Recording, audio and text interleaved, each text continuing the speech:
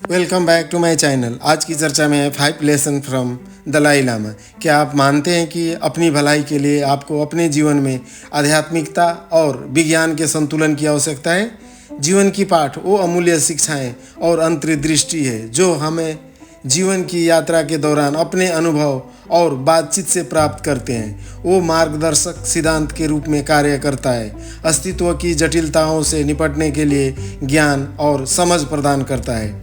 ये सबक अक्सर जीत और परीक्षण दोनों से निकलता है, जो हमारे दृष्टिकोण, मूल्य और व्यवहार को आकार देता है। चाहे व्यक्तिगत जीत, असफलता या दूसरों के साथ मुठभेड़ों के माध्यम से सीखा गया हो, जीवन के सबक रिश्तों, व्यक्तिगत विकास, लचीलापन और खुशी की योजना में मूल्यवान अंतर्दृष्टि प्रदान करता है।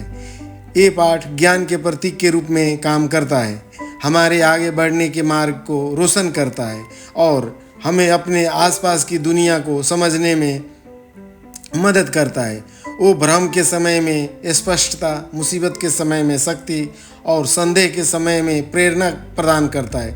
आखिरकार जीवन के सबक हमें व्यक्ति के रूप में सीखने, बढ़ने और विकसित होने के लिए सशक्त बनाता है और हमें अधिक उद्देश्यपूर्ण और पूर्ण अस्तित्व की ओर मार्गदर्शन करता है। आध्यात्मिकता आपकी आध्यात्मिक अस्तित्व, आत्मा के संपर्क में आने और खुद से बड़ी किसी चीज़ से जुड़ने के बारे में है। यह अर्थ की खोज है और जो आपके पास है उसके लिए आभारी होना है। कुछ बुनियादी मानवीय मूल्यों के प्रति सच्चे रहकर अपना जीवन जीने की मुसीबत के समय में भी आपकी आत्मा को शांति मिल सकती है। यह आपकी आत्मा को शांति और सुकून देता है, ठीक वैसे ही जैसे सुबह सुबह धुंध भरी घास पर चलना होता है और इन मूल्यों पर आधारित आध्यात्मिक भरी घास पर चलना होता है। और इन मूल्यों पर आधारित आध्यात्मिकता अभ्यास आपको खुद के पास तालमेल बिठाने और अपने अंदर की भावनात्मक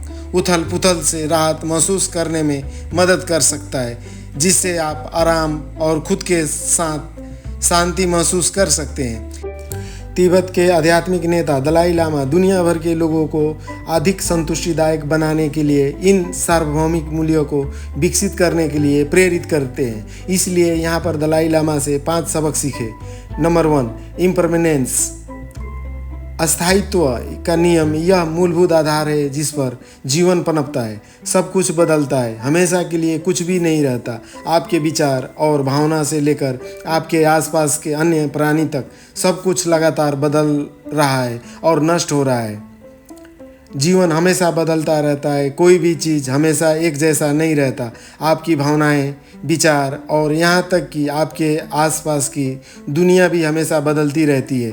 जब समय कठिन हो और आप संघर्ष कर रहे हो तो ऐसा महसूस हो सकता है कि वो कभी ख़त्म नहीं होगा, लेकिन याद रखना कि दर्द और खुशी दोनों अस्थायी है। आपको कठिन समय से निपटने में मदद मिल सकता है। अब आपके पास जो है वह हमेशा के लिए नहीं रहेगा, इसलिए हर पल की सराहना करना और आने वाले बेहतर दिनों के लिए उम्मीद के साथ रहना महत्वपूर्ण है। जब आप स्वीकार करते हैं कि चीज़ें बदल जाती है तो इससे उबरना और दूसरों को मदद करना आसान हो जाता है। उदाहरण, जीवन हमेशा बदलता रहता है, कठिन समय हमेशा के लिए नहीं रहता और न ही खुशी के क्षण। यह जानने से हमें कठिन समय को संभालने और अच्छे समय को आनंद लेने में मदद मिलती है। हर यह क्षण हमें बेहतर दिनों की आस करने और हमारे पास है उसके लिए आभारी होने की याद दिलाता है। इसे समझने से हमें ठीक होने और दूसरों के साथ समर्थन करने में मदद मिलती है। जैसा कि दलाई लामा कहते हैं, हमारी मानव क्षमता की गंभीरता और हमारी मानवीय क्षमता की सराहना हमें यह एहसास दिलाएगी कि हमें हर अनमोल क्षण का उपयोग करना चाहिए।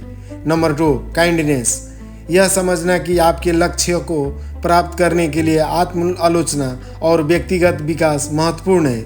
हाल की अपने प्रति अत्यधिक कठोर होने से नकारात्मक आत्मचर्चा हो सकती है और पूर्णता की अंतहीन खोज हो सकती है, जिससे आप थक जाएंगे।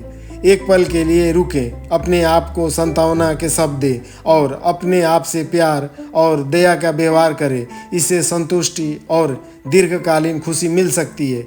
इससे कोई आश्चर्य की बात नहीं है, इस स्कूल में शुरू से ही दया की शिक्षा दी जाती है। दलाई लामा भी दया को अपना धर्म मानते हैं और इससे महत्वपूर्ण इस प्रकार जोड़ देते हैं। उदाहरण, कल्पना करें कि आप अपने लक्ष्यों पर कड़ी मेहनत कर रहे हैं, लेकिन आप अपने प्रति बहुत सख्त हैं। इसके बजाय अपने प्रति दयालु बने, ब्रेक ले, अपने आप से अच्छा बातें करें और अच्छा व्यवहार करें। स्वयं के प्रति दयालु होना आपको अच्छा और लंबे समय तक खुशी बना सकता है। जैसा कि दलाई लामा कहते हैं, जब भी संभव हो दयालु बने, और यह हमेशा संभव है। Number 3, meditation. ध्यान का लक्ष्य प्रत्येक क्षण पर अपना ध्यान केंद्रित करना और अपनी भावना और विचार के बारे में जागरूकता हासिल करना है। और एक बार जब आप अपनी सच्ची भावना और विचार से अवगत हो जाते हैं तो आप उसे बदलने के लिए भी काम कर सकते हैं। इसलिए जब लोग आपसे साथ दुर्व्यवहार करते हैं तो आप चीज़ों को उनके दृष्टिकोण से देखना सीख सकते हैं और समझ सकते हैं कि उन्हें भी अपने संघर्षों का सामना करना पड़ता है। यह आपके दिमाग और शरीर को उत्तर के करीब लाने में आपकी मदद कर सकता है जिन्हें आप तलाश कर रहे होते हैं, और किसी तरह ध्यान के माध्यम से अपने दिमाग को अलग तरह से सोचने के लिए प्रशिक्षित करने में, तनाव चिंता को दूर करने और अपने दूसरों के साथ सहानुभूतिपूर्ण बातचीत शुरू करने में मदद मिल सकती है। उदाहरण, कल्पना करें कि आप काम पर हैं और आपका बॉस आपसे कुछ अनुचित कहता है। क्रोधित होने के बजाय आप ध्यान करने के लिए रुकते हैं। आप खुद पर कठोर हुए बिना अपनी भावनाओं को पहचानते हैं और समझते हैं कि आपका बॉस कहाँ से आ रहा है। यह आपको बताता है स्थिति को सीखने के अवसर के रूप में देखते हुए शांतिपूर्वक और सकारात्मक प्रतिक्रिया दे। कठिन समय का सामना करने पर ध्यान आपको मजबूत रहने और चीज़ों को स्पष्ट रूप से देखने में मदद करता है। दलाई लामा कहते हैं, हमारे जीवन का उद्देश्य खुश रहना है। Number 4, compassion. मैं वास्तव में आपकी परवाह करता हूं और आपके लिए सर्वश्रेष्ठ चाहता हूं। क्या लोगों को आज की तुलना में इस बात को ज़्यादा सुनना अच्छा नहीं होगा? यह विश्वास करते हुए कि खुशी की चाहत और उसे प्राप्त करने के अधिकार में हर कोई समान है, आप उनके साथ जिम्मेदारी और जुड़ाव की भावना को बढ़ावा देते हैं। आप यहाँ कामना करना शुरू कर देते हैं कि हर कोई अपने सामने आने वाले संघर्ष पर विजय प्राप्त करे और यहाँ तक कि वो जो चाहते हैं उसे हासिल करने में सक्रिय रूप से मदद करे। दूसरों के लिए ऐसी सच्ची चिंता आपके दिल में दया पैदा कर सकती है और घृणा या क्रोध के बजाय दूसरों के प्रति दया महसूस करने से आपके मन को शांति मिल सकती है। आखिरकार यदि आपका मन शांत है तो आपकी आत्मा संतुष्ट रह सकती है। इसलिए थोड़ा अधिक दयालु होना और किसी और की मुस्कान के लिए थोड़ा और करना आपके लिए लंबे समय तक रहने वाली गर्माहट ला सकता है। दलाई लामा ने इसे खूबसूरती से संक्षिप्त में प्रस्तुत किया है। उदाहरण, कल्पना कीजिए कि कोई कह रहा है कि आपकी परवाह करता हूँ और आपके लिए सर्वश्रेष्ठ चाहता हूँ। क्या यह अच्छा नहीं लगेगा? यह मानते हुए कि हर कोई खुश रहने की हकदार है, आप उनसे जुड़ा हुआ महसूस करते हैं और मदद करना चाहते हैं। यह देखभाल करने वाला रवैया आपको दयालु बनाता है, आपके मन में शांति लाएगा। जैसा कि दलाई लामा कहते हैं, जब आपका मन शांत हो तो आप संतुष्ट महसूस कर सकते हैं। इसलिए दयालु होने और किसी की खुशी के लिए कुछ अतिरिक्त करने से आप अंदर से गर्मी महसूस करेंगे। जैसा कि दलाई लामा ने एक बार कहा था, जब भी कोई दयालु व्यक्ति रहता है तो वह हमेशा सुखद माहौल होता है। Number 5, happiness. खुशी इंसान की सबसे सरल लेकिन सबसे प्राथमिक इच्छा हो सकती है। यह जीवन में सफलता का अंतिम स्रोत भी है।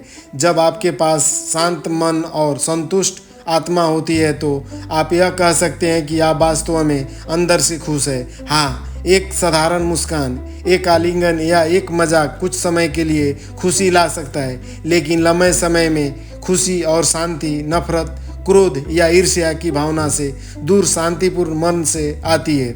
और ऐसी नकारात्मक भावनाओं, असुरक्षाओं या भय से खुद को मुक्त करने के लिए आपको अपने अंदर प्यार और करुणा विकसित करनी होगी। आपके मानवीय कार्य न केवल दूसरों को खुश करेगा बल्कि आपको भी खुशी देगा। आखिरकार जितना अधिक आप दूसरों की खुशी की परवाह करेंगे, आपकी भलाई की भावना उतनी ही अधिक होगी। उदाहरण, हर दिन खुश रहने की कल्पना करें।